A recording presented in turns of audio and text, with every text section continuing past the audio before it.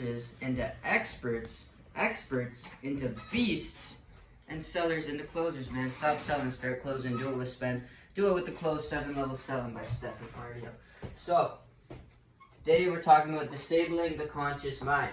Now, when you're in a sale, people do not buy on rational thoughts. They don't buy when they're in their conscious mind. When they're in the conscious mind, they get stuck in a frame called the analyst frame. They get stuck in the numbers, they get stuck with thinking, and too much to the point where they're not going to buy it because they need to go crunch the numbers, they need to go figure some stuff out, they need to go analyze all the facts. So that's why we're talking about disabling the conscious mind, and by doing these methods, you'll get them out of the conscious mind and more so into their subconscious mind, reaching to their actual deep-rooted motivations, pains, pleasure points, whatever you need to hit to get them out of that conscious mind, speak to their subconscious, and make the sale, close them on the spot, right? So our first way to do it is to tell a story.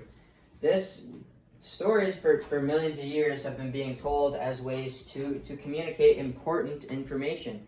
It's whenever, and I don't know if you've realized this, but I definitely realize it, is whenever somebody tells a story along with facts included inside the story or some facts or information in the format of a story to communicate with me, I'll remember it because stories play on emotions. When you're telling a story, you can be passionate, you can be emotional, you can involve details that bring up emotions in people, that speak to their subconscious, that remind them of maybe experiences in their life that they've been through, or remind them of the past, or remind them of their motivation.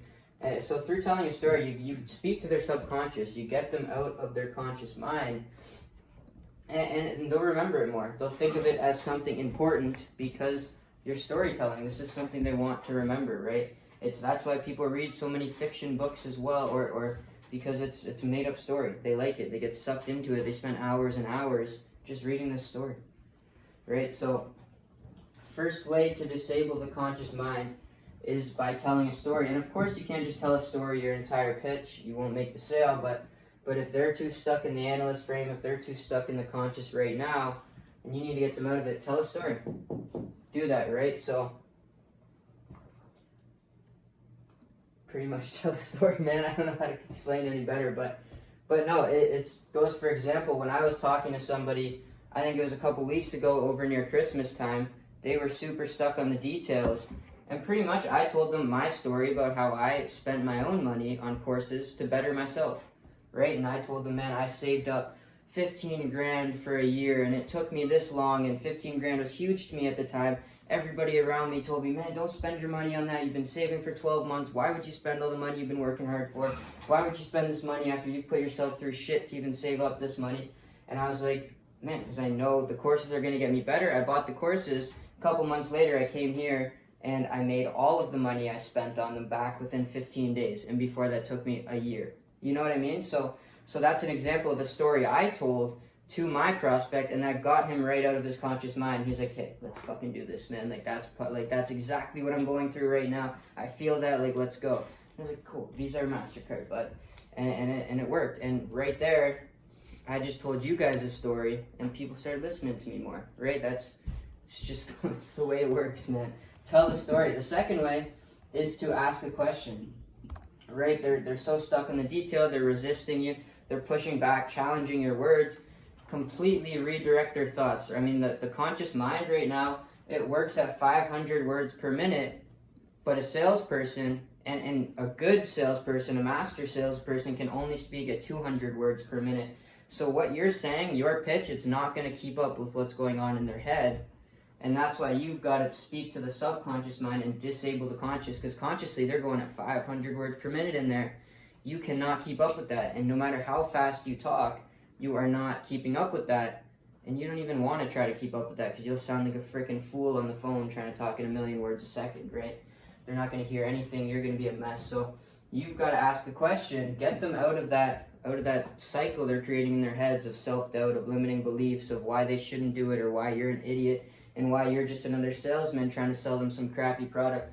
Ask them a question. Over Christmas again, another time, it was Christmas Eve, I was making calls.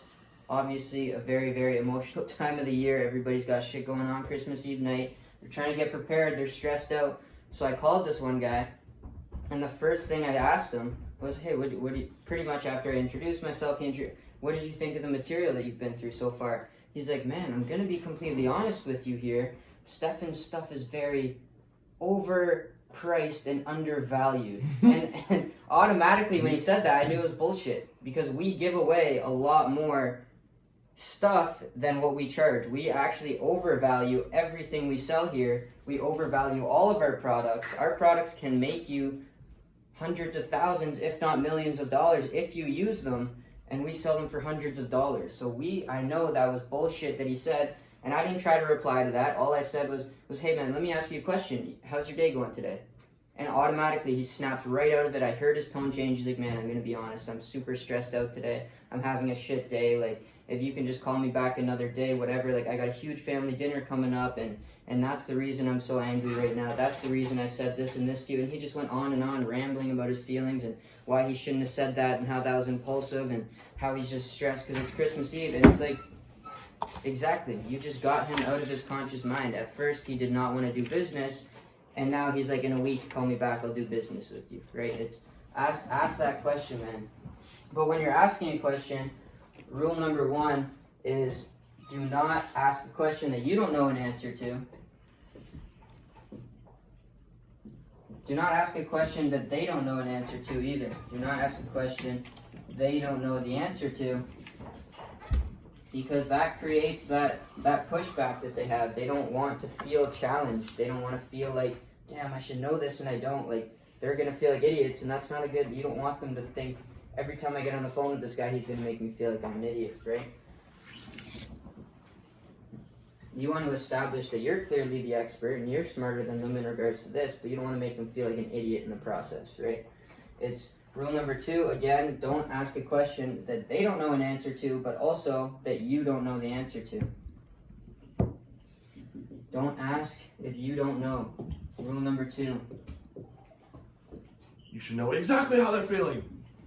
How are you feeling today? Wait, don't answer that. I know. and yeah, speak to their internal monologue. That's what we've been pretty much talking about this whole time. Now, obviously, you can't ask questions, you can't tell stories throughout the whole thing, the closing process, the opening process, and the presentation. You eventually need to get to some facts, ask for the business, and move forward with it. So instead, to control the conscious mind, you want to tailor your presentation and your close to what the prospect is likely thinking. You want to almost be one step ahead of him. You want to know what he's thinking, what his motivations are, what his subconscious thoughts are, almost before he can even have the chance to tell you. And that way, when you start talking to him, and he starts listening to, he gets that vibe of, holy shit, this guy's reading my mind. God understands me. Yeah, I remember I hopped on a call one time, and I said something to the guy about what our program does, and right after he's like, bro, what, like, how'd you know that that's what like I've been looking for the last couple years? And I was like, I didn't have an answer for him, but like, it's literally, that's the first time it happened. I said something, he's like, bro, I've been searching for that for years, like, how'd you, like, that just spoke to me on a different level. Yeah. And I was like, I know, Visa or MasterCard. But I'll get it out to you, right? yeah. But yeah, you need to speak to their internal monologue, much like a chess master would be. They're always thinking 8 steps ahead. You got to be that chess master, but instead we're in sales. You got to be that sales master. So a master salesperson is 1 step ahead of their client. They know how the client's feeling, even maybe before the client knows, right? So be a step ahead. Sounds like Damon likes putting out the fires before they burn. Mm-hmm. Yeah. Yeah. Read their minds. Play chess with your sales, man. Be a couple steps ahead.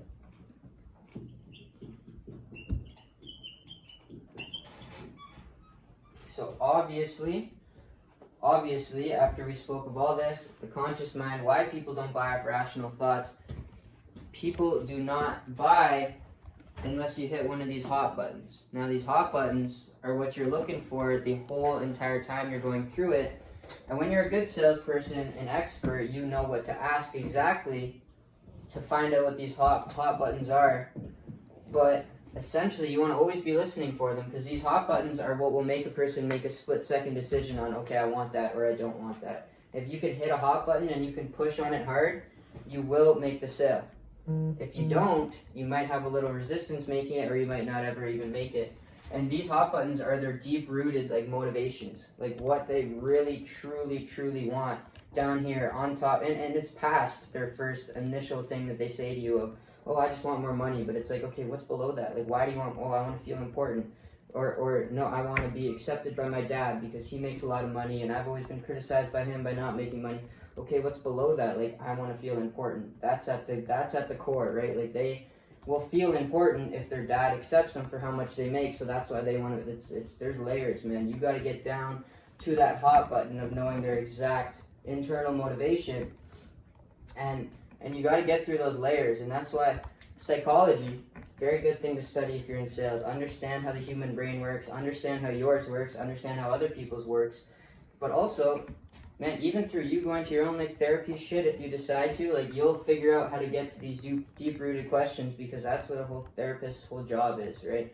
Study the same shit a therapist studies, because their whole job is to get you to open up in those sessions, man. Figure out what the therapist is doing and do that, but don't do it in a way where you seem like you're a therapist on a call, right? Like, still make the sales, still follow your pitch, still get it done, but moral of the story, you got to find those deep-rooted motivations, what's below what they say, like what's actually down there at the core. And I read a book, at the core of every single person on this planet, everybody, no matter who it is, they want to feel important or part of something.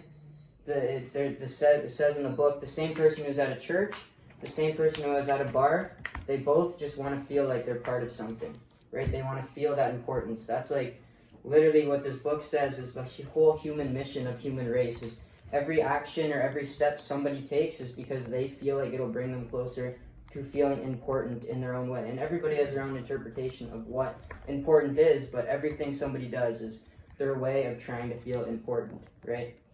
And it makes sense. So that's down there at those deep-rooted things. You've got to find out what makes them feel important, and then you got to show them how you are going to do that for them, or how your product, your service, your company can help them do that for themselves, right? So that's disabling the conscious mind. Sales training with Spence, man.